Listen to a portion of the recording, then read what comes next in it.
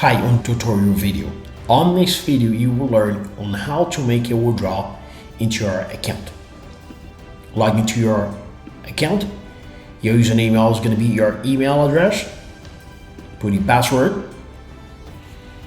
As you see over here, the back office is all complete. Very nice. You see that I have a balance of $12.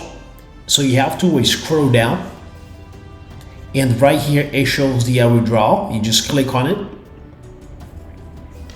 My wallet has already been saved, so you are using a Polygon USDT.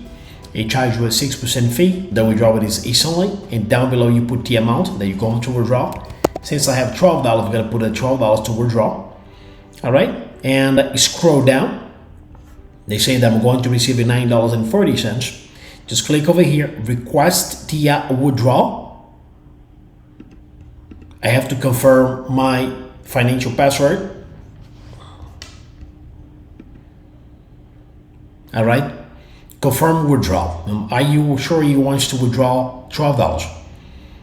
Yes. Okay, you will receive $11.28. So I just click over here, confirm, and done. The withdrawal has been processed.